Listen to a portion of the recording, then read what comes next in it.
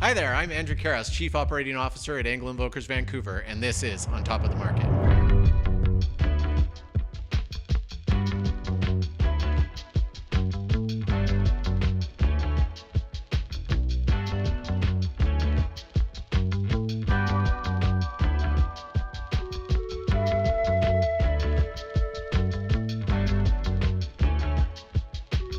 Today on Top of the Market, we had Anthony Hitt on the show, who's the CEO of Anglin Brokers America, so essentially my boss.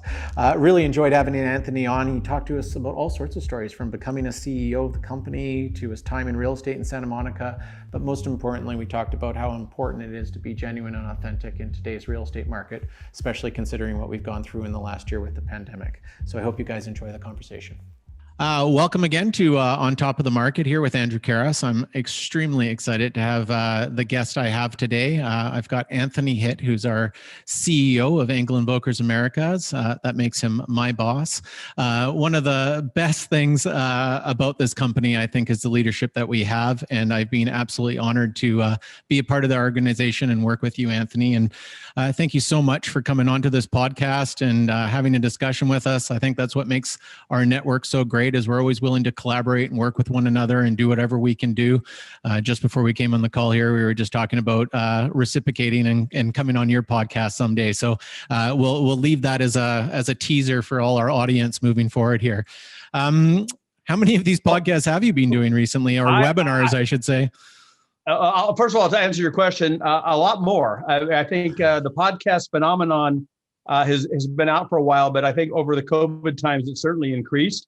And so I think a lot of people are looking at using this opportunity to learn and develop themselves and hear a lot of new and different voices, as well as some voices that maybe confirm what they already believed.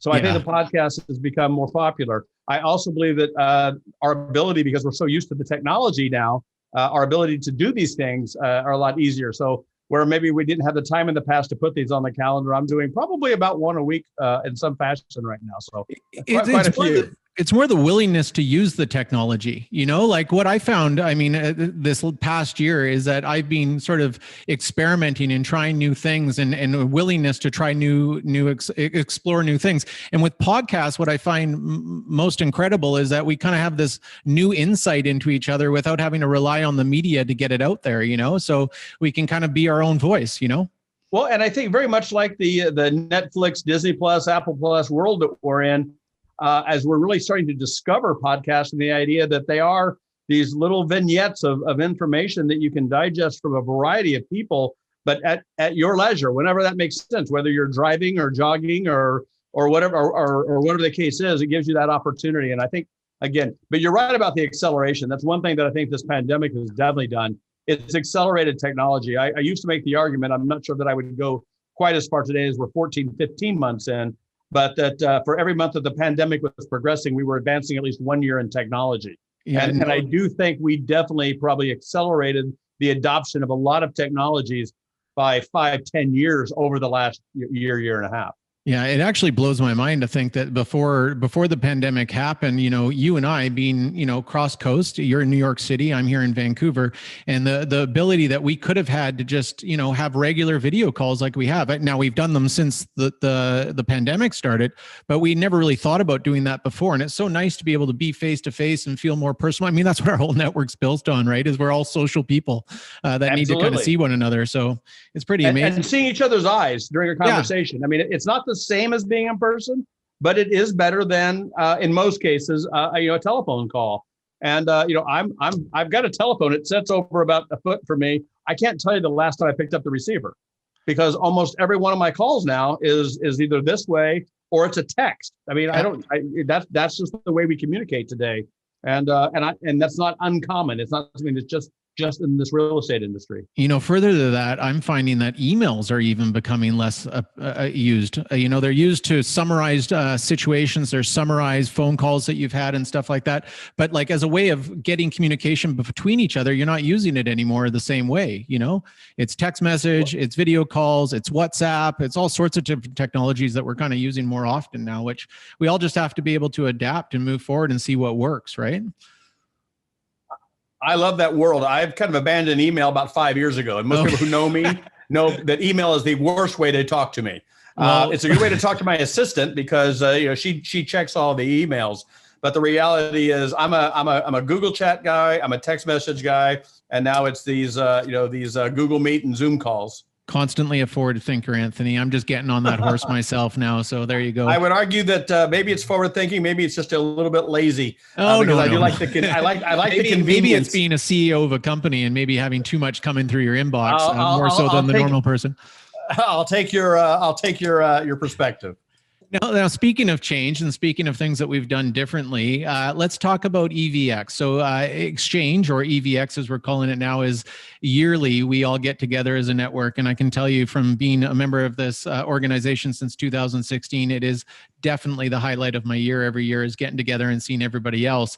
But this year, just like every other conference that's out there, we had to do it virtually. I thought you guys did a really great job with it. I love the fact that we can go back and review it. So there's some things that we got in there, but how did you think it went? Like, how did you feel?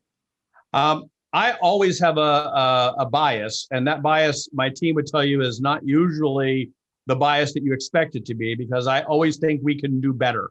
And I'm always pushing us to advance beyond what others are doing, whether that's our competition or even others in the industry. So I will go, first of all, with what I've heard from people in our network and what I've heard from people in the industry who are not in our network. And I've yet to hear a negative complaint. As Wonderful. A matter of fact, we're all big believers in creating raving fans. And the reality is we've created a lot of raving fans. We had a lot of raving fans in our network already. People who are with this brand, who get this brand, they like being in this brand. And that's the reason our normal event in person sells out, and nobody believes us unless you're on the other end trying to get tickets. It sells out in 3 to 5 minutes every year. I mean, we're not talking about an inexpensive event. We're talking about an event that costs you $900 to $1,000 plus your expenses. And it sells out 1,000 people every year in just a matter of minutes. The reality is, that network already likes us, already has a high expectation, was already very disappointed that we weren't going to be together. So they did have a high bar though. And the network's been extremely positive. They like the content. They like the way it felt. They like the technology, because we didn't use technology that was off the shelf. Our tech team actually built that entire infrastructure that we used, and it went online flawlessly. So of course, that's my first audience that I'm concerned about, is people who are in our global family. What was also interesting to me is the people, that number about the same, by the way, in our network, that were out of our network who tuned in for some. I was going to ask you that. Yeah, I was going to ask you how many people. It was a good number. It was a good number. I don't know that there's a number that anybody out there would be with 1.2 million, I think it's about 1.8 million real estate professionals in the industry in the U.S. and Canada. No number seems high enough, but I will tell you that we were very, very happy with the number of people who participated outside of our network. Even more interesting to me was the number of those who took a few minutes to chat me or text me or email me and just say, "Wow, I get it. Can I actually buy a ticket next year to your event, even though I'm with X brand?" And the answer is no, by the way. You cannot. We don't have enough tickets for our own network, but you could certainly join this brand if you're the right fit and participate in it. But no, people love the content. They love that we weren't selling. And that was one of the initiatives going in. We made the decision very clearly that we would invite the industry, but what I didn't want it to be, and I've been to a couple of others like this, is I didn't want it to be an infomercial. So the idea is, no, we're going to let people in, but they're going to see us be us. We're not going to do any join our brand or sign up now or none of that. That was not there. It didn't have that raw recruiting feel. That really wasn't. It isn't the point though. I mean, that's the whole thing. And that wasn't the point. We were sharing. It was generous. And so all good. Could we do better? Absolutely, always. And we will figure out ways to be even better next year. Yeah, the whole trick to these Zooms and sort of virtual meetings and virtual conferences is, how do you keep it interesting? That people are at home, they don't need to engage, they don't have to pay attention if they don't want to. So how do you make them pay attention, right? It kind of goes back to the presentation that I did, which was a matter of basically producing a poem that was to talk about the year. But the point wasn't the poem or the message. It was about making it interesting enough that people could, stay online and want to watch it and be kind of drawn in by what was being said, and do it in a different way. And also the idea of production value, you got to make sure you do something different, right? Well, a couple to your point there. One thing that you did in that poem, I mean, I know you created that poem originally for a shop meeting early in the year. It was our kickoff sales meeting. Yeah. Yep. You had a lot you wanted to say, and you wanted to do it a different way. This was when we were doing everything virtually, and you created something. But what you did so successfully in there is you didn't just put yourself in front of a camera and rambled on. And I think that's what happens with a lot of these events. Is there's not a story arc. You had an arc. You knew exactly. You had a beginning, a middle, and an end. And your audience got to go through the beginning, middle, and end. And if you watch our EVX, you'll notice there's a beginning, middle, and an end. Not only in the entire event, but also each day of the event. That's right. That's just storytelling. Yeah. And that's something I think we discount a lot of times in our industry, that to be a good salesperson in real estate, a lot of that is wrapped around being a good storyteller. And so as a brand, we have to be a good storyteller. You were being complimentary to our leadership here, but I would only underscore your thought about great leadership in this brand, because our shops have great leadership, which obviously you and Greg and your team there in Vancouver, you live up to that as well. So I think that's why your piece was so poignant and successful, because you had a great story there. You started off by saying it's been a year, and then you told us how bad of a year was. Then you made us kind of feel guilty, like maybe we'd done something wrong, and then you flipped it on us and said, no, that's not who you all are, and that's why we are the future of real estate. That's right. That was exactly the message that I think we all needed to hear, and it was a perfect way to kick off the year's event. And by the way, if people haven't seen it, to your point, this is still available online at evx.evrealestate.com. You can sign in with your Google or Facebook or Apple password, and you can see all the content for at least the next 30 days. Yeah, I actually have sent a few people there since the event, which is kind of cool to be able to kind of recap it and whatnot. You know, the whole idea behind this year is thinking outside the box and being able to understand how we can grab people's attention. And you mentioned a few things here. You mentioned storytelling, which I think is a massive part of our business that I don't think a lot of people understand. You need to know the story of your client in order to be able to share the vision of that house or that property that you're going to be selling. But also, you hit on something that I think is incredibly important in our network, which is our leadership and understanding what we need as realtors to be able to sell properties. And not just yourself, but, you know, Christian Volker, Sven Odia, Stuart Siegel, Greg Carros, you name the amount of people that have been extremely successful in real estate, and the value of understanding what an advisor needs in the marketplace. And so, you know, when I watched EVX, I was listening to some of the messaging and some of the tales. Is it Bertina Power, I think, had Bertina Powers in Chicago. Yeah. Awesome. I'd never met her before, and I sent her a note right afterwards, but she gave us a whole bunch. I think it was a top 10 list of, you know, what we need to pay attention to. And I just thought it was really neat that how this network really, you know, it feeds our values correctly. You know, competence, exclusivity, and passion. Those are our three like very true values within this company. And it starts from the top, because the leaders in this company have sold real estate, right? They understand what we need to be able to sell real estate. And so moving forward, you know, how are we gonna present differently, or what are we gonna do that's out of the box? I want to go back before I answer the question, and I know me well enough, you might have to ask the question again, but I want to say that because it seems so obvious to most people that someone leading a real estate brand or that someone leading a brokerage has obviously been out in the out on the ground on the front lines and selling. And as obvious as that sounds, there's very few major real estate brands who have people in their head offices who have actually sold real estate and know what it's like to go on a listing presentation and have to fight for their commission or go up against, you know, the number one or the number two or the top 5 other agents in the marketplace, especially as a newer agent. And there is a lot of value. When I joined this brand, one of the things that I loved was that Christian Folkers had actually sold real estate, and not in a way that he said, let me go sell real estate for 6 months so I can put this on my resume. He actually worked in real estate in the luxury markets in Hamburg, Germany, as an agent, was a successful agent before he became a partner, and then ultimately, our global CEO and still remains a founder. And when he and I were talking the first times about me taking this role, his enthusiasm about the fact that I understood what it's like to be at that table, whether that's a price change or whatever, was something that's extremely valuable. And it does play well because it means the platform that we're creating as an organization, not only are we continuing to listen to our advisors and our leaders globally, but especially here in the Americas, about the platform that we're creating and the tools we're competing so we can be relevant and competitive in the marketplace. We're also, it's based on coming from a place of knowing what it's like. I haven't actually been in a listing presentation personally now for 10 years. And ouch, that hurt to even say it.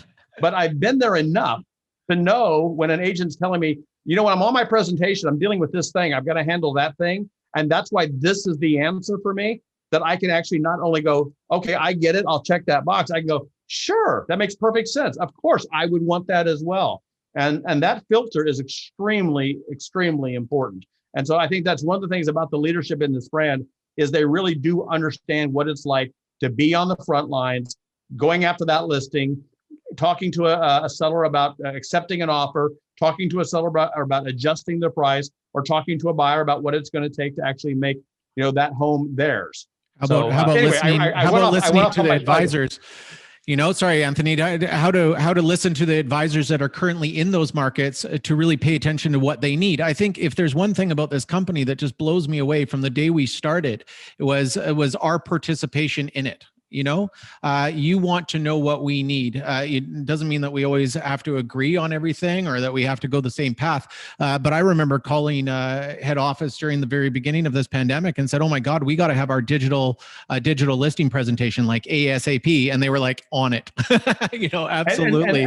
And that was a change for us because there's a lot of things about a digital presentation that kind of goes against who we are as a brand. And so it wasn't a matter of just how many resources we put into create something that checks a box, but how does something we create something that checks a box and is still appropriate to the brand that we are? And you're right. And I love those stories. I mean, like you said, we're not always going to agree on everything, and we're not always going to be able to provide everyone everything they want or need, but we certainly do our best. And I think we do far better than any other brand out there when it comes to what we do provide. I know we are maybe not in the news as much as some of the others about all the stuff that we're doing. But the reality is I'll put our platform and our tools up against anyone of any size, any scale, public or not public, any day. And I think if anybody was truly comparing the two, it's like that old commercial, you know, where you had the burger that was all juicy and looks delicious. And then the little dry one is like, which one are you going to choose? And, you know, the idiot that they had would always choose the dry little sad burger. Well, if anybody's being intelligent, we've got the beef, if you will. You know, we have the power of yes, is what I say. You know, if you can come into a brand and we can make you a better person. I mean, big line I always use it. I can't make you a great realtor. That's impossible. It takes hard work. It takes dedication. It takes flexibility, all these things that you have to create yourself in your own life. But what I can do is I can give you all the tools to give you the power of saying yes to your clients, because we can do whatever you need us to do, essentially. And if we can't, then tell me about it. And I can actually talk to the CEO of the company and he actually will listen to me. And that's actually a really rare effect for a company of the size that we have. It's kind of crazy. And one of the things I also like, and again, I think we are making this sound a little bit like an Engel & Volkers commercial. Yeah, sorry. But the reality is, I'm fine. I'm on your side. But I will say the one thing I like about it, if we don't do something, I guarantee you there's a reason. Yeah. And we can have that conversation. Is we don't do it that way. Here's why we don't do it that way. And this is what we do instead. And this is why. And I think a lot of places, the why is because somebody didn't think about it or they didn't do it or it's too expensive.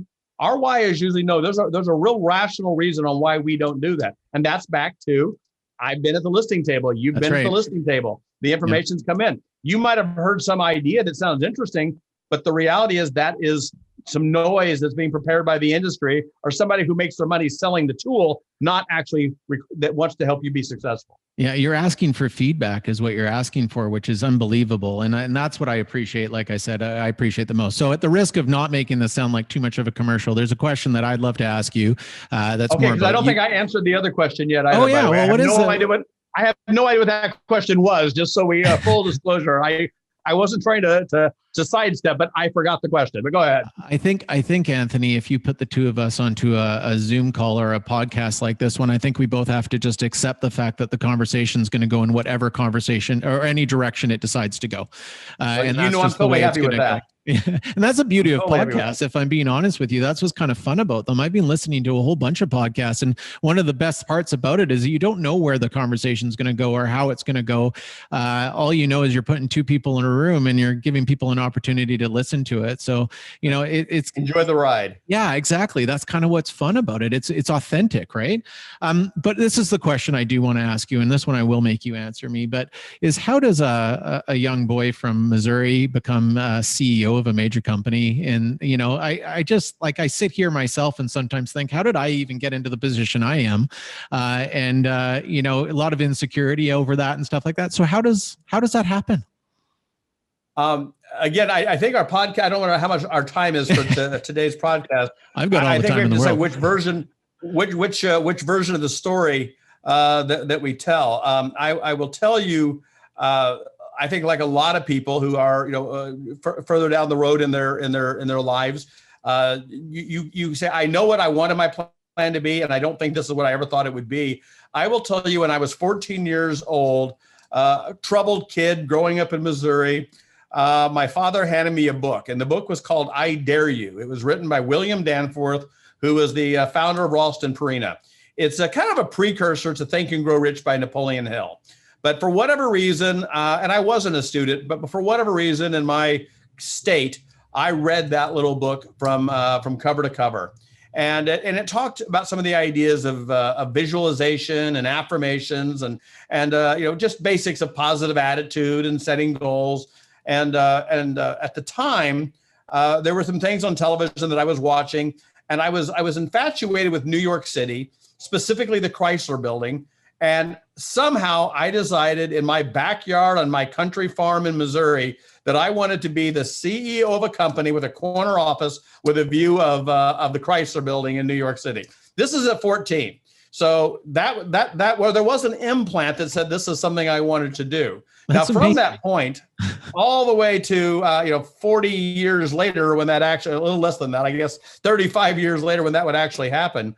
I took a lot of roads. I moved from my small town to St. Louis. I was part of the original .com explosion and .com bomb. I moved to Los Angeles as part of all of that.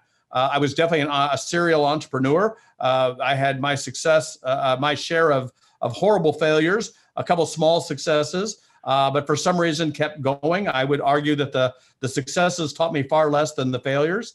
And those were actually good. I didn't always believe that at the time. I ended up in Los Angeles, though, as the .com bomb was going off. And I knew I didn't want to go back to Missouri or say I wanted to stay. Oddly enough, living on Ocean Avenue near the beach in Santa Monica was very appealing to me.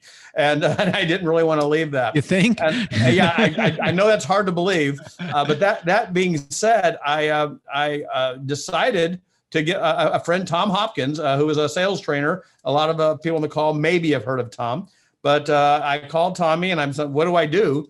And he said, well, go back out and do your speaking thing. You just need to get your story put together. I go out and to see his buddy, Mike Ferry, in Palm Desert. Mike Ferry, I go in the room and I start working on my license and I go see Mike Ferry in the desert.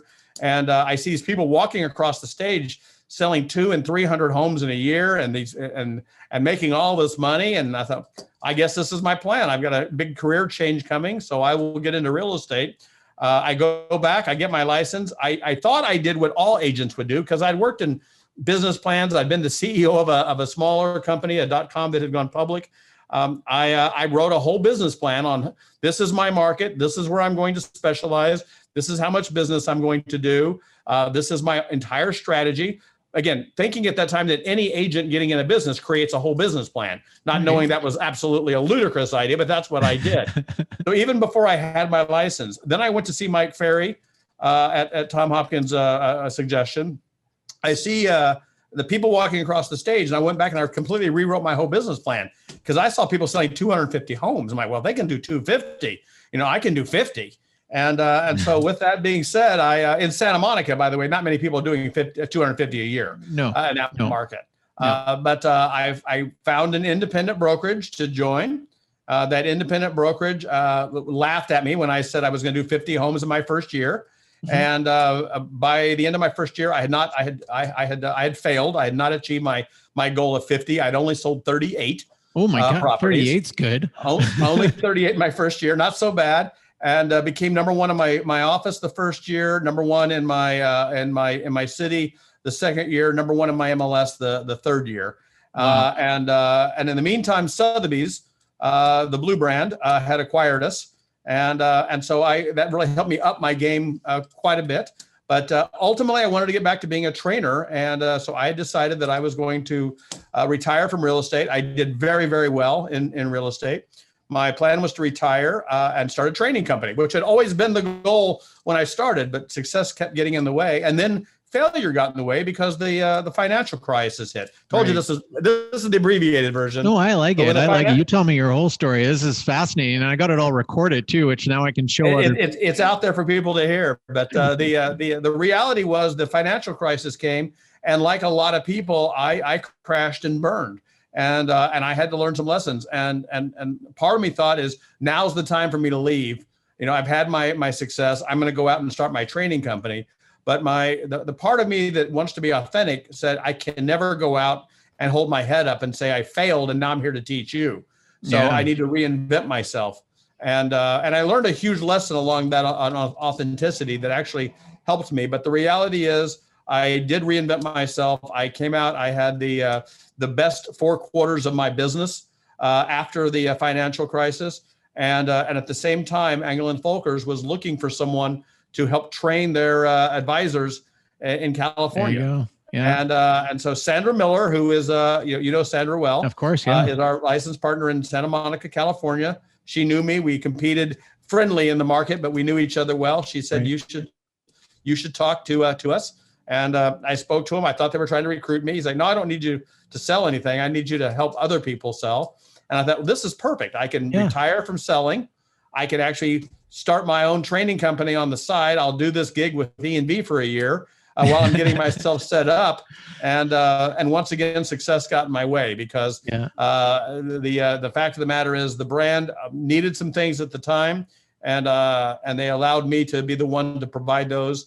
And so I go from working with the brand for a year in California to coming to New York City as a COO, and then became the CEO. So it's awesome. It's an abbreviated version of a very long story, but that's how a kid from Missouri ends up as the CEO. By the way, and this is gonna. If I tear up, I was hoping this was the podcast where you couldn't see me.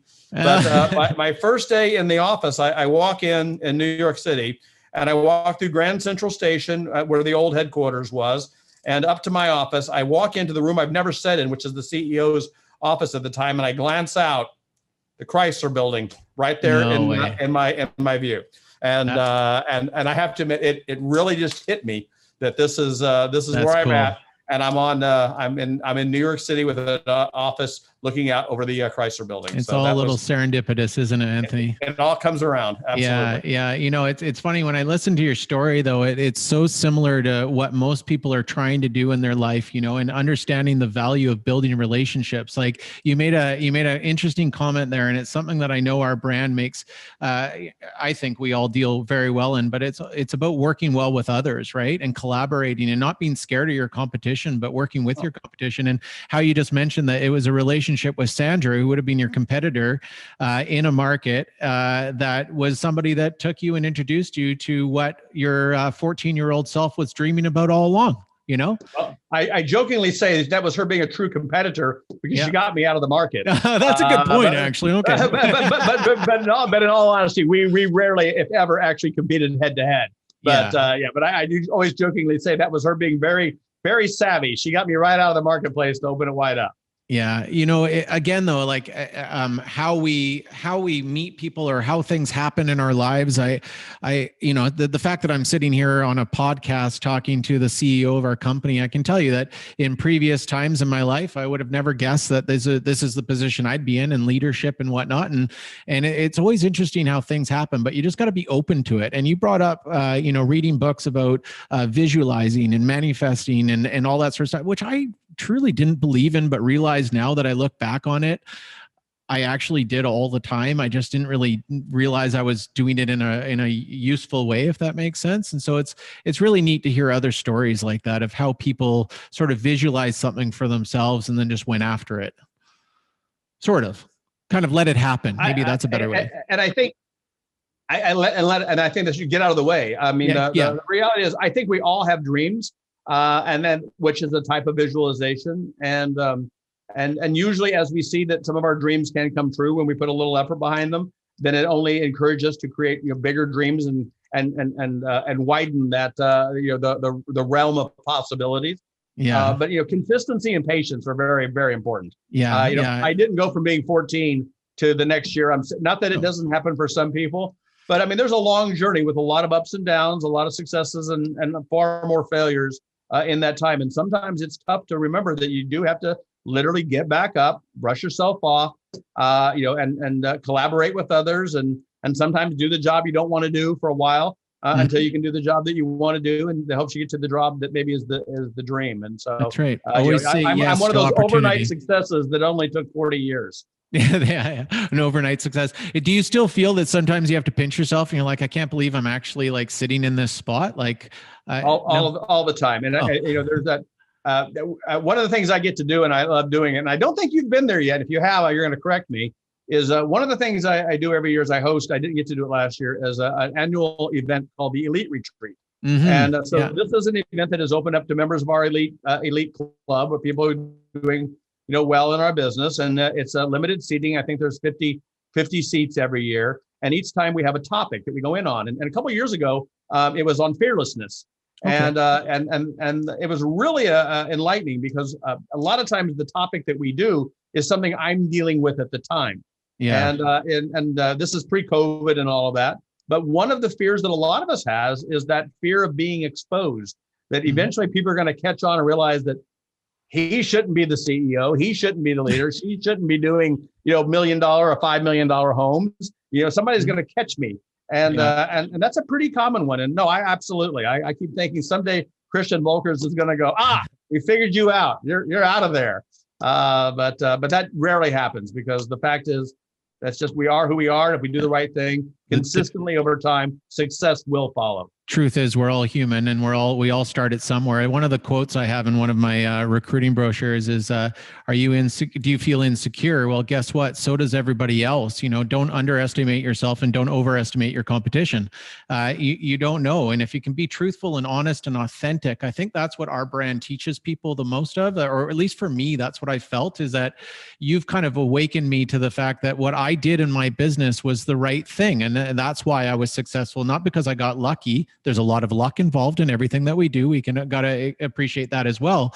But you really taught me how to do things. I'll actually tell a story to the audience here, because I think that they'll find it interesting. Is you did a quarterly call with me not long ago, and we were on a Zoom chat, and we started talking about the book Ninja Selling, which by Larry Kendall, and you were kind enough, type of person that you are, that it was in my mail 2 days later, and as soon as I got a book from you, I was like, I better start reading this thing. And I felt like I was reading my memoir of how I did business. I just had no system to it. Like I didn't truly understand the value of being authentic, the value of doing nice things for people, being a team player, building relationships, all these things that I think our network does an amazing job of. And I think real estate needs to do more of, because I think a lot of people think they're in competition with everybody. And in actual fact, they're not. And if we just work well together, you can find your way in really great places. So thank you for the book, by the way. We ended up giving it to everybody in our shop because of that. It's a great book. And what I love about that, Larry was very smart, and there's others who have done it as well. But I mean, when I read that book, like you, I thought, I could have written this. This is my belief. This is how I operated.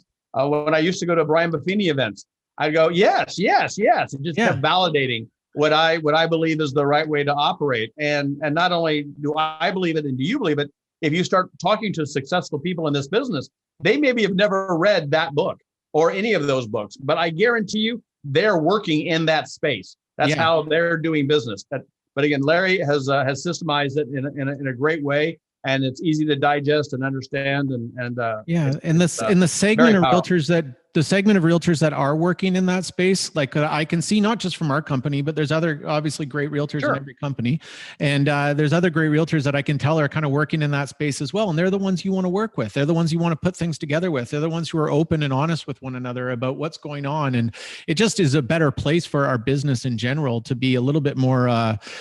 I keep using the word genuine or authentic. Like that's what I think we need to be more of, and that kind of goes into a whole nother conversation. But if you allow me, two things. Authenticity. I think you've set me up to tell a story there that I haven't shared publicly. I've shared it at one of my events a couple of years ago, the event on happiness. But let me come back to something else.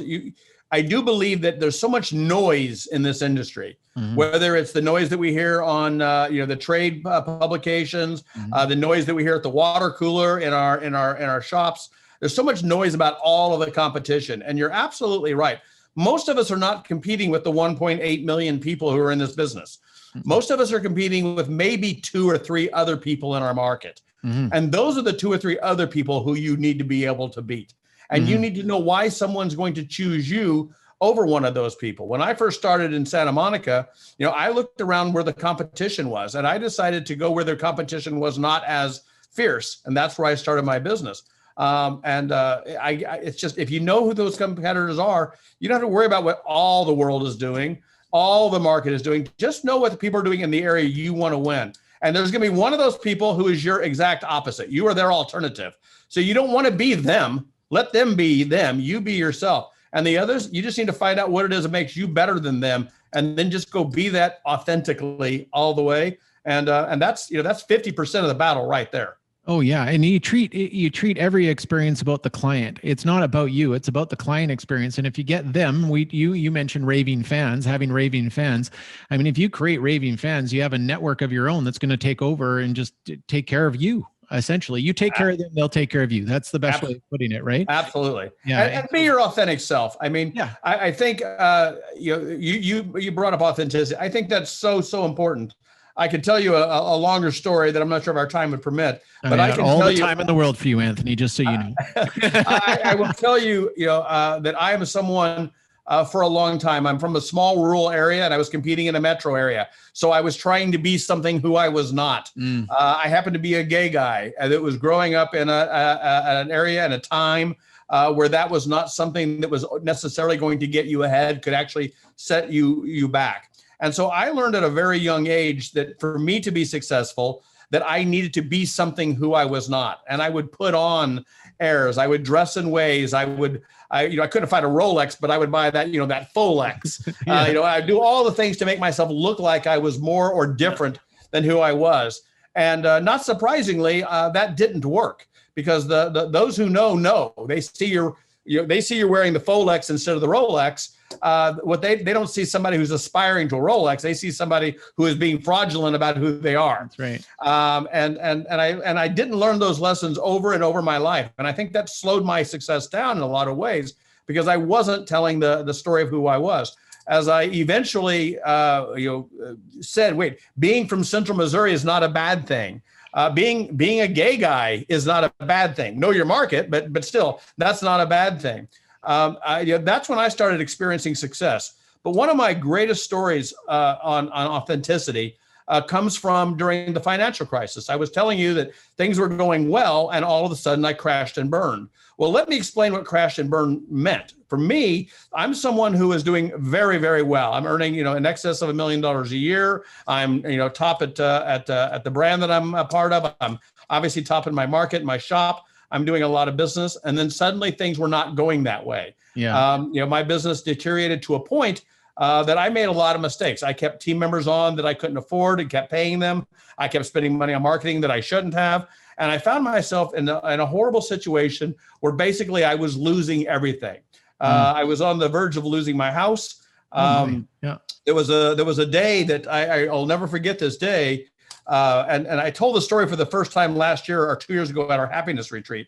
There was a day about, this is quite a while ago, but that Sean and I woke up and we realized that we needed more dog food. We were out of food for the dog and we didn't have any money. I mean, none.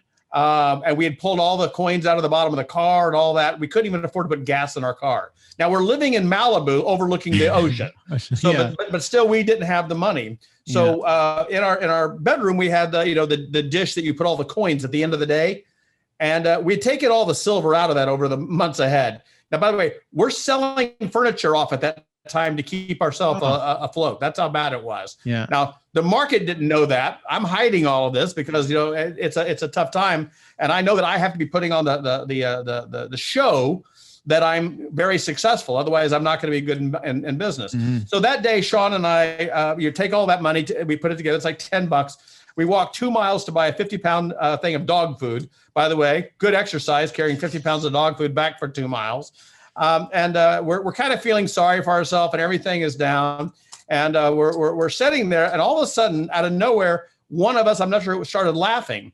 And then the other one was laughing. And it wasn't a crazy laugh. It was wait a minute. If this is our bottom, sitting in our living room in our designer home in Malibu, California, looking out over the beach, even though we might not have this much longer, this is not such a horrible place to be. The very next day, I get a call from a potential client. And this client is talking to me, and he's tough. And I'm walking around the pool. We sold the pool heater, by the way. I'm walking around the pool with my cell phone, trying to convince this guy that he needs to list his property with me. And he's telling me about all of his woes and how life is bad and how he lost his job because of the financial crisis and all of this.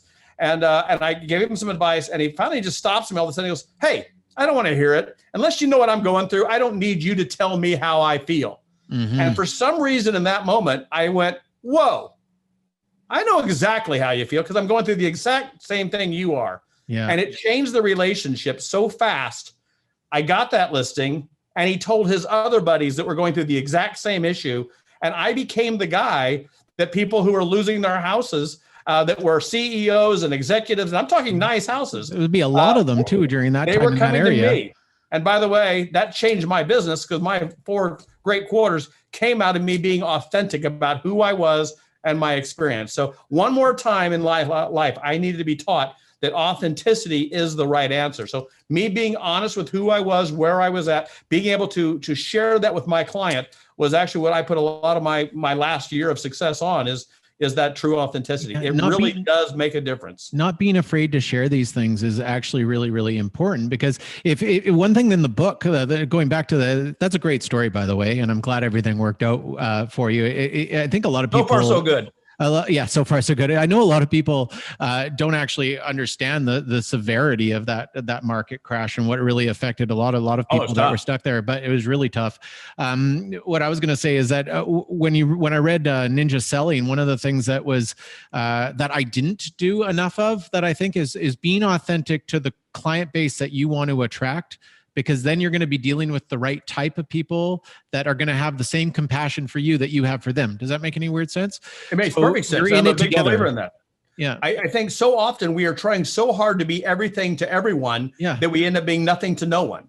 And I think there might be an exception to this rule, but generally speaking, I think that's what you want to be, is be yourself. People used to talk about on social media, and I think this is a little dated because I think we've progressed beyond this. But the idea is I needed to have my business persona and my real persona. Mm-hmm. And the idea is my business persona. Well, what would happen is everybody create these business personas that were boring as hell. Nobody wanted to be a part of that. Mm-hmm. On the other hand, they didn't connect with anybody on the other side either, because they were always sanitizing everything to a point that they never were their true selves. Yeah, I'm a big believer. Be who you are. Be authentic. And you will find that you will attract more people like yourself. They're much more fun to work with. They're great clients. They see things. They appreciate who you are and what you're doing. And yes, you may actually push away a few people. And I think this is where a lot of us in this business are so worried about pushing away that one client that we forget that we could pull on 5 more if we were just being. And by the way, it's so much easier to be That's what I was just going to say. Honest. It's so much easier to work with people you like anyway, and people that you agree with. And here's the exception especially for your American audience. Politics is one of those that I have a different opinion on, because I think the reality is, especially in the climate that we're in right now, if I want to be my authentic self all the way, and especially if my authentic self is extreme on either side of that spectrum, right now that might turn off 50% of my audience. And not just turn them off, but totally turn them off. So I'd be cautious with that in the markets that we're in right now, because one thing that we learned in the U.S., of course, is there really aren't red states and blue states. There's a lot of purple states. It's a lot of 50-50. And if you're purple. Going to go, it's all very purple. So that being said, that might be the one exception is to be. I'm not saying don't be who you are, but that might be one of the places I might pull back just a little bit so you don't alienate a big part of your audience. Yeah, you want people to be led into your lifestyle and your family and your children and what you like to do and your hobbies and all that sort of stuff. But we don't need to be trying to use social media to try to sway somebody in one direction or another. Just be yourself and don't have to kind of overdo it, is a good way of putting it. But absolutely. We're not,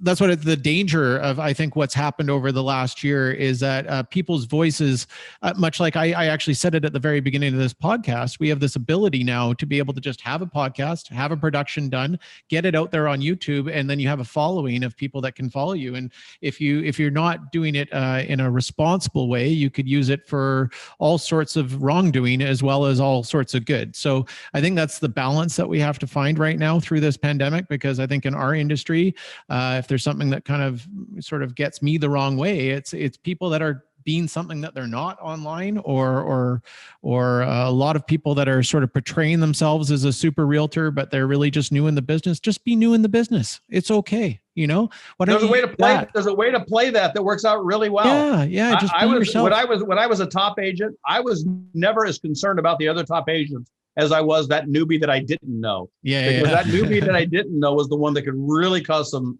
issues for me. They're the ones that are going to disrupt the business, right? And I think if one thing we're noticing right now over this last year is that there's a lot of disturbers, a lot of disruption coming into our business. And it's actually a question I wanted to bring up with you, because our whole brokerage model is built on, beautiful shops, excellent advisors, very social, like to be one-on-one. Our listing presentation, which is something that we strive to do in-house in our shops, and all of this can kind of be, let's call it's been changed a little bit, right? And basically, where was I going with this question? I've just lost my train of thought. But really, how is the brokerage model going to change based on new things that are happening in technology based on the previous year? I mean, is it going to have a major effect on us? I think major effect is one of those things that's relative, because the fact is, are we going to continue to evolve as an industry? Yes. Are certain parts of the industry going to evolve or change more than other parts? Absolutely. If I'm working in a market where everything is cookie cutter and where technology can do 99% of my job as an agent today, I would be questioning my choices. Because I think that if technology can replace you, technology will replace you. That's just all there is to it. I think I've even said that if technology can replace your service, then you're really not providing a service. So that being said, I think Anglin & Vogers, though, is uniquely positioned. We're not a big box shop operation, so you're not going to see shops that have 500 people inside of them, and we're not a place where people are coming and going on a regular basis. We're a place that people come and usually stay because they like the way we do business. And we cater to people who want, as our statement says, discerning individuals. We cater to people who appreciate the expertise that we bring to the conversation. They expect us to use technology to make their life simpler, but not to replace what we do. And I think that's really important. So I think our model will evolve, of course, but I think the idea that our iconic shops are going to be there, absolutely. People still are going to need a place to shake hands and to go through whatever that experience looks like a year from now, 5 years from now, 10 years from now. Also, I think that also shows a commitment to the markets we're in. Our shops are not just places where we conduct real estate business. Our shops are places where we host events for our communities, where our communities have meetings. So our shops are more than just a place it's not just an office. It really is more to that. It is a venue in the middle of the markets that we serve. And so I think that also shows our commitment. to that. So I don't think the shop concept is going to go away. I don't think the idea that we're going to work at that on the upper end of that spectrum and take care of the clients who appreciate what we do and understand that we can actually save them money or we can make that process easier, even though we're not a discount brokerage. I think those clients are going to be there. And by the way, one thing I know about this, and we hear all these disruptors, if you look back in the history of real estate in the Americas, one brand in the 80s, and it's still a brand that's out there, had about an 11% market share. That's the highest ever of any one brand, 11% in the Americas. And the fact is they only had it for a couple of years and then it deteriorated. And that brand now has a minuscule amount, a couple percentage points of market share. No other brand has ever gotten to that point. So even if one of the new ideas out there, the new technology, the new whatever does get a market share of, let's just say 20%, there's still 80% of the market who's not buying into that way of doing business. Right. And we're on that we're in that top category. You made that top 20, 30% of people who do have a different expectation. There's very few competitors here because it's not easy to do it the way we do it. It is better. And there's a lot more to be made as an agent in this world. And there's a lot more satisfaction and that we can get out of doing business our way. But a lot of people aren't going to do the work.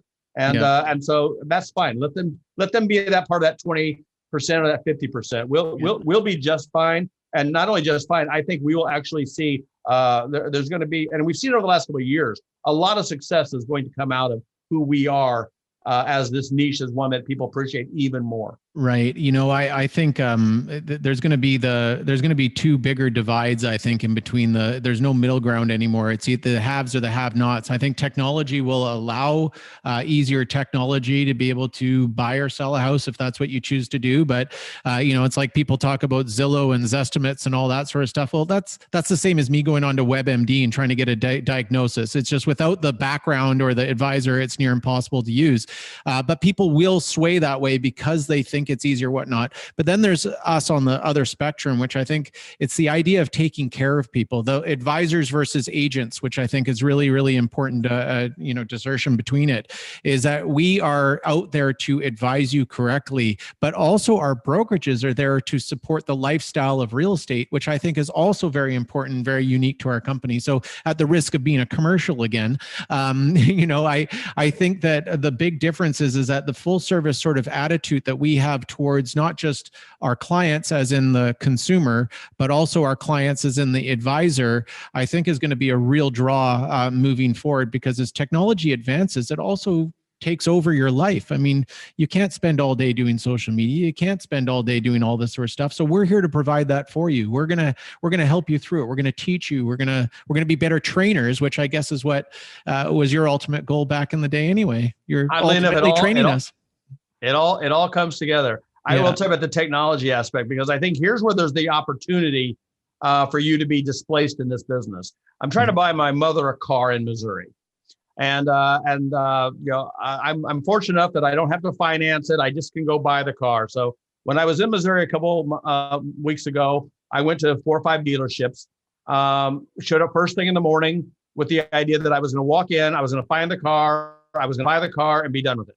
Well, I ended up going to dealerships over 3 days. Most of them never returned my phone calls. Most of them never listened to what I wanted.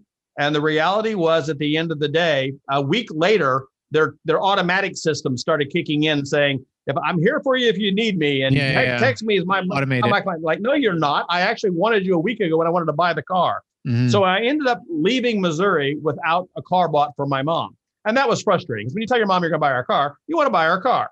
And now this was a used car. So I find this online service, and this is a place that will deliver a car. You buy it and they deliver it to your house. They pick up your trade-in, and you've got a week to return it if you don't like it. I'm like, wow, okay, this is cool. So I do some shopping for the car. I find what I want. I push a button and I put it on hold. Within minutes, maybe even seconds, I get a phone call from a guy, by the way, in Canada, in your neck of the woods. And he's asking me questions. I told him what I liked, what I didn't like. He helps me with the one little issue, and I ordered the car. Awesome. That guy is not a salesperson. That guy was a person who was getting paid an hourly wage to do taking an order. He did it very well. Yeah. But all of those dealerships, all of those brick and mortar, all of those people run commission. they were absolutely displaced because they didn't bring any value to that transaction. To the contrary, they were actually the friction in the transaction. Right. Now, buying a house is different, but Yes. there are some similarities there. I will also, that's something I think we all need to be watching about. Are you adding value? Are you adding the value you need to for the amount the client is paying? And at the end of the day, are you creating friction? And even if you are adding value, are you creating friction along the way? And that's where our technology that we're working on and we're already delivering is so important, because we're trying to help reduce the frictions as well. But Yeah, there make is it as easy a as lesson possible. to be learned there that we all need to think about. Yeah, at the end of the day, pick up the phone. That's the answer. Yep. I did a year of car sales, and I'll tell you what, automated- you're the dream phone call. You know, I want to buy a car for my mom. Yes, sir. Let's do this. I can afford it. I want to buy it now. I don't want to get it. And I know what I want. Just sell me the freaking car. Yeah, every dealership owner in Missouri right now is wondering I think why. there's a lot of lessons in that little. Oh, Yep.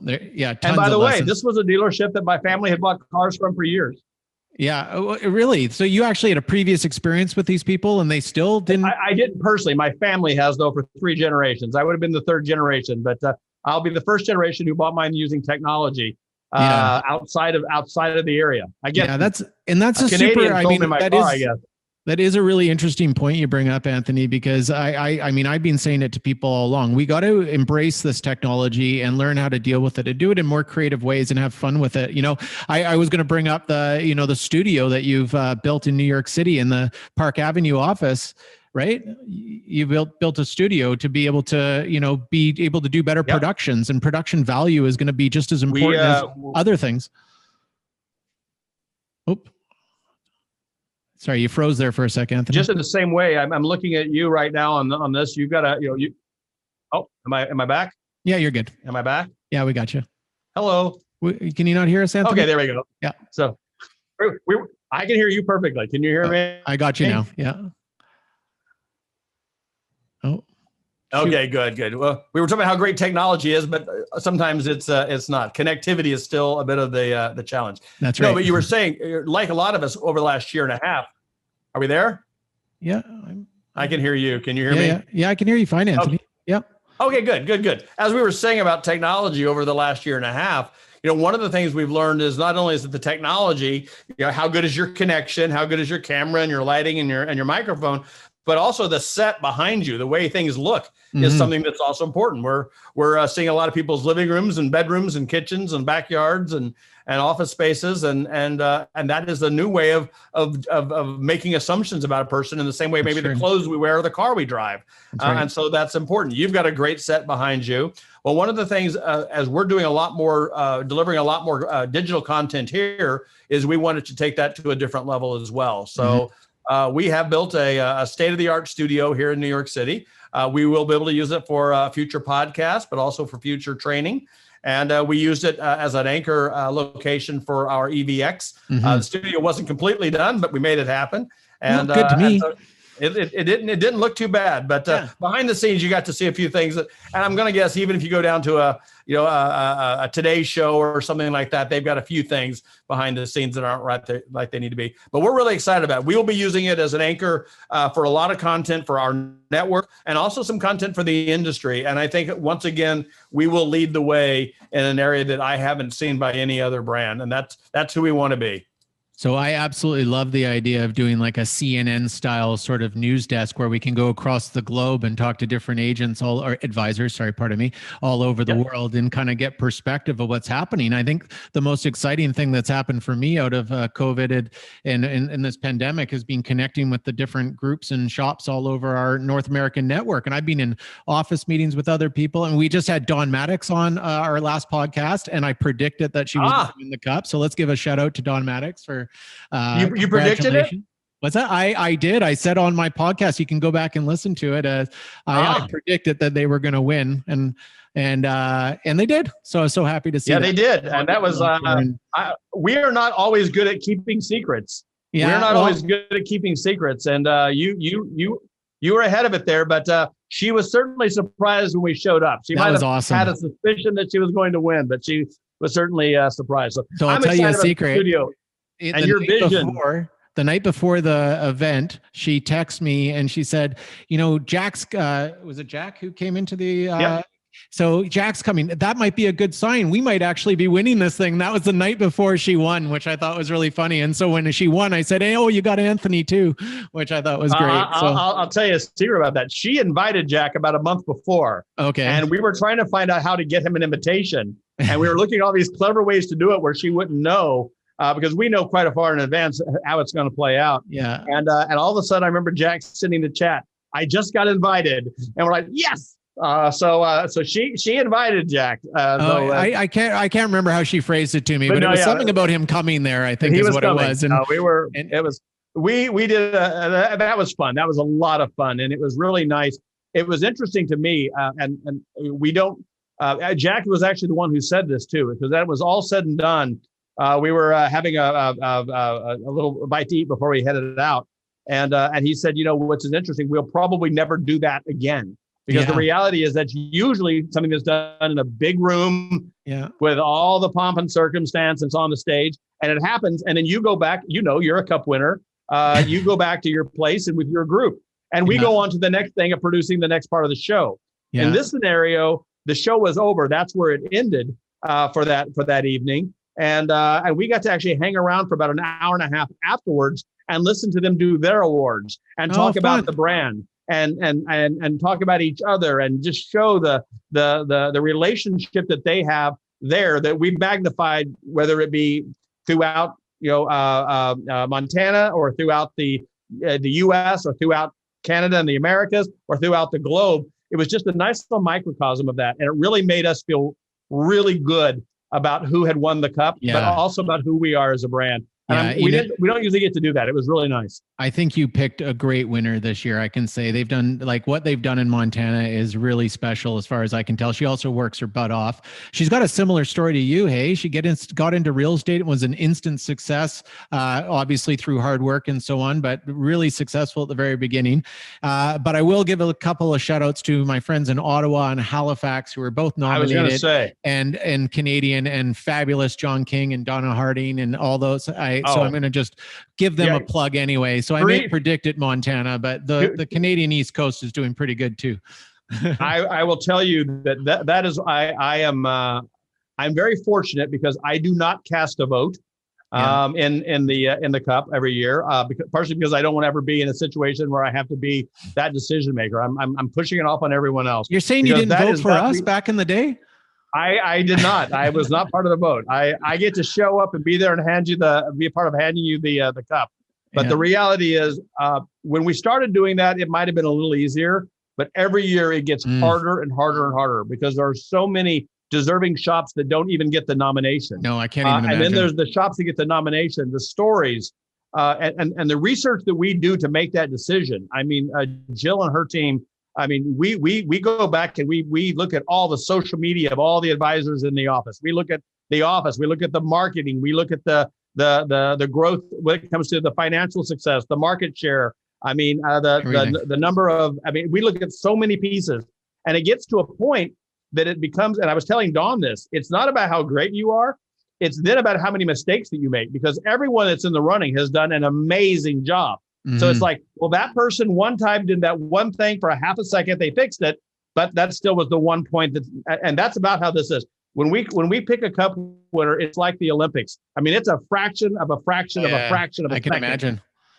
Between the winner and the next five nominees. Well, I think in a pandemic year, an area like Montana winning seems appropriate to me because, people are going to the wide open spaces and probably they had a greater effect than anybody as far as how the pandemic affected their life and their markets. I mean, they got all these people kind of looking for fresh air and looking for something new, and they had to really adapt. So I think they did a fabulous job. I know I've kept really great contact with Don over the years, and I just they're it's incredible team there. And by the way, my first time in Montana, I can see why real estate's doing well in Montana. It's beautiful. We serve a lot of beautiful markets. You're not so shabby there in. No, I was going to say Montana and British Columbia have a lot of similarities. So maybe there's a lot of beauty there. A lot of beauty. A lot of reasons why people want to live there. Yeah. Yeah. So, Well, we say we are where our clients are in the world's most beautiful locations. yeah. Do you got any new locations that we need to know about? How many are we in North America right now? Do you have a We're at 260 some. I think we have a new one opening this week. We opened in the last 18 months, 52 new locations in the Americas. Wow. 52. That's crazy. And I said 18 months. It's actually 15 months. In the last 15 months, we've opened 52 new locations, and all just really beautiful locations and beautiful markets. And so we're not about being the biggest, but we are about being the best, and making sure that we cover all the places where strong advisors and discerning clients want to be served. And there's still a lot of places for us to open, but we're coming. We're not for everybody, and not everybody's for us. Is that the best way of putting it? But I like that. But the people who are with us are great people. So you mentioned great locations, great shops, but usually with that comes the great people, and that's what I think makes us so strong. Is I just think about the amazing group of people that I've met as a part of this network that are so valuable to me and my business growth in Vancouver. And no other company ties people together like we do, or sort of initiates it, I guess is a good word for it. But, so I know we all really missed the EVX this year because of the fact that we weren't in person, but, we all still tend to communicate with each other, and we still seem to be sharing ideas, and it's pretty awesome. Yeah, we still find a way to do that. And without any doubt about it. But, I say this when I back in the day when I could go to grand openings, and unfortunately I haven't been to one now for quite a while, even though we've had a lot of them. The reality is, when we go into a market, we are looking for the right fit. Mm-hmm. And while it may be you and Greg or Don or whomever that is the leader of the shop, it might be our first interaction. Ultimately, when we're deciding who we want to partner with, we're looking at everyone.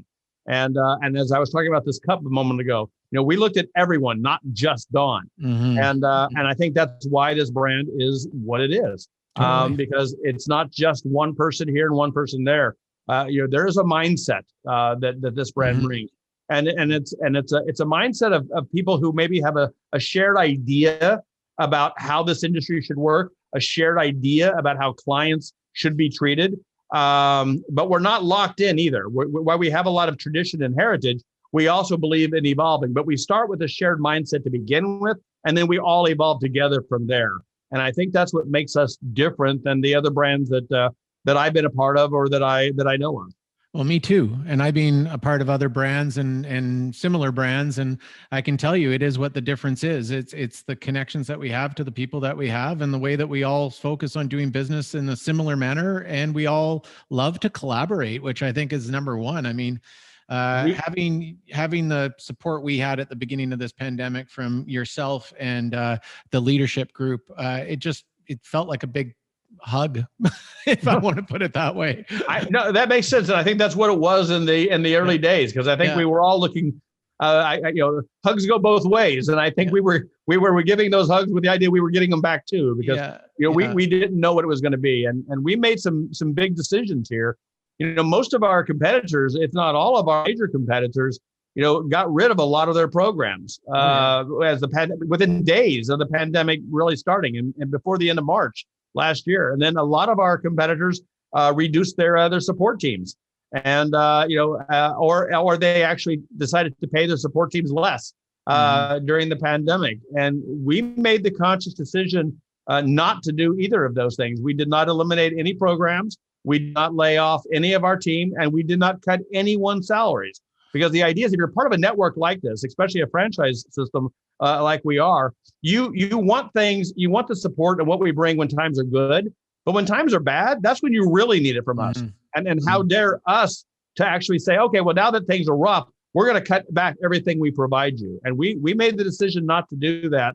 And I think that's one of the reasons we had not only a record year, but a record year when other people were having good years. We were having incredible years. Yeah, incredible years. And you see that in the network when I was looking at the awards and the level of people that it's just crazy. And I just think you should be so proud of what you've accomplished. And I can just tell you, as a leader of a company, I couldn't be more proud to be working underneath you and the brand.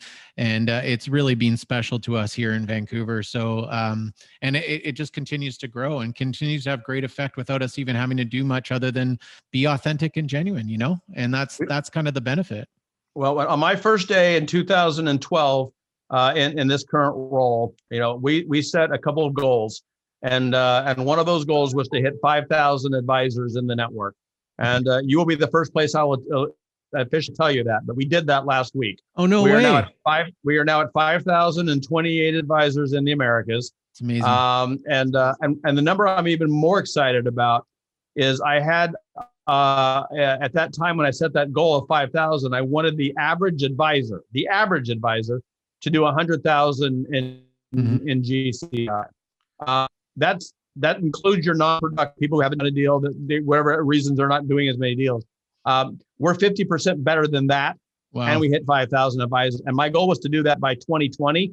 And I was only 3 months late. So we're pretty excited about where we are today. But now we're on to that next group. It's not about being the biggest, but it's about being the best and being in the right places and having coverage. And it's about who you surround yourself with, Anthony, and you guys are doing an excellent job of surrounding yourself by the best people. So, that's what I wanted to say. You congratulated me on my success. My success has only been bringing a lot of the right people together and letting people do what they do and do it incredibly well, which obviously includes you and your entire team there. Thank you. You know what? A gentleman like myself should come on to a call like this and be nervous about talking to the CEO of a company. And I'm not nervous at all. I consider you a really close friend. I thank you so much for all you've done for our company. And I'm just super excited about where we're going with it all too. Lifestyle is the focus for realtors nowadays. I want people to understand that real estate is a lifestyle. And what we do at Anglin Volkers is we try to create the best lifestyle opportunities for our advisors. And that's kind of the best way of looking at it. We're trying to take care of everything, try to help you through everything, be there for you, collaborate. I was going to ask you, my final question was going to ask you what you're most proud of as the CEO of Anglin Volkers, but I feel like you just answered the question before I asked. I was going to say, I would just say, is the fact, no, I think I could add to it. Okay, good. It's that we've hit the goals, but we did it our way. Oh, good. There's so much in this industry that says you're going to have to swim with the pack, you're to swim with the fish, you have to go with the flow. And we never did that. We always said, no. We know who we are and we're going to stay true to that. And people say, well, if you do that, then you're not going to be the size that you want to be. You're not going to get the scale that you need. And the reality is, I show this all the time. You can't really see it. You can kind of see the frame behind me in the back of the picture. That's something Christian Folkers drew a long time ago. And he was talking about, what do I lose sleep over? And I said, my fear is that we will accomplish our numbers, but we won't be who we say we're going to be. We're going to lose that. And that's what I lose sleep over. And he drew this really nice chart. And on the axis, he has quality and quantity. And he basically showed that you can actually, as long as you're moving up to the center of that, so your quality is increasing at the same time your quantity is increasing, that you're doing it right. We've stayed in that area. We've got the quantity, but we have the quality, and we're staying true to ourselves. And what's interesting now is we're getting momentum, because now people are saying, I get it. I get who you all are. I want to be a part of what you're doing. And the fact is we all get it, and we're heading in the right direction. So I'm most proud that not only have we accomplished our goals, but we did it our way, and we stayed true to ourselves. And we're going to continue doing that because momentum is in our favor. You certainly have. And you know what, as far as what we go back to what we talked about before, but what you and Christian and Sven and everybody else who's had a real estate experience, we can all attest to one thing, is that you have to maintain that relationship, that quality, in order to maintain your business over time. And if you do things right, then it will naturally grow and it will naturally happen, and people will learn about you, and they'll know, never have to do anything outside of the box. I kind of sloppied that up, but you know what I'm trying to say. I agree is what I'm trying to say. No, I think we all do it. And I agree with you. And that's that shared mindset. And that's why we're all having the success we're having, and why we will keep having the success that we're having. Awesome. I think that's a perfect place to leave this, Anthony. Thank you so much for coming on this show, on this podcast. I look forward to reciprocating whenever you'd like, or if you'd like to come back on this show at some other time, please let me know. And we'd love to have you. It might have to be a regular quarterly guest to give us updates or something like that.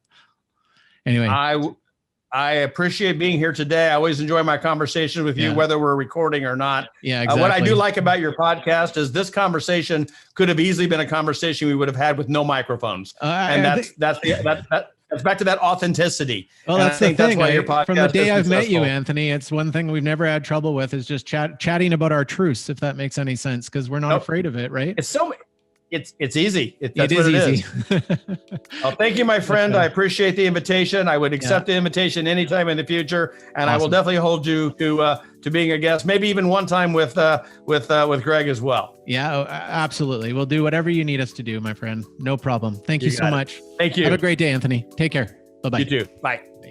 Thank you for watching today's episode. For more video content, please like, comment, and subscribe below.